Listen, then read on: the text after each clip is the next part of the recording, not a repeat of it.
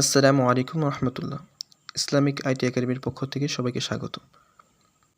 আজকে আমরা দেখব কিভাবে পিকজেল ল্যাব অ্যাপ্লিকেশন দিয়ে ইউটিউব থাম্বনেল ডিজাইন করতে হয়। এই জন্য প্রথমে পিকজেল ল্যাব অ্যাপ্লিকেশনটি ডাউনলোড করে নেব। এরপরে পিকজেল ল্যাব অ্যাপ্লিকেশনে ঢুকব। এরপরে এই টপ আপ বক্সের ক্যান্সেলে ক্লিক করব। ওপরে 3 ডটে ক্লিক করে ইমেজ সাইজে ক্লিক করব। এরপর কাস্টমে ক্লিক করব। এখান থেকে ইউটিউব থাম্বনেল এটাকে সেট করে নিব। এরপর আবার উপরে 3 ডটে ক্লিক করব।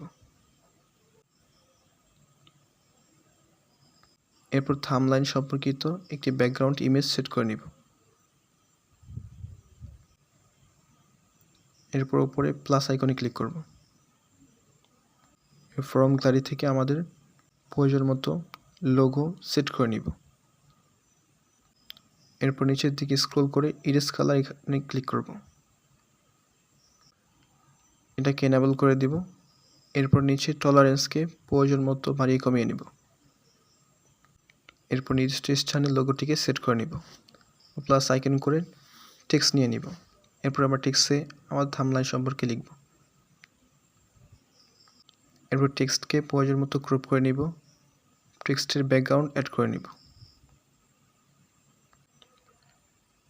এরপর টেক্সটকে টেক্সচার দিয়ে কালার করে নিব।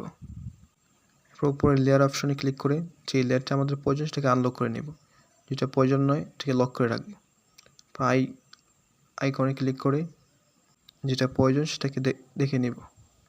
আবার আইকনে ক্লিক করে যেটা প্রয়োজন নয় সেটাকে হাইড করে রাখবো।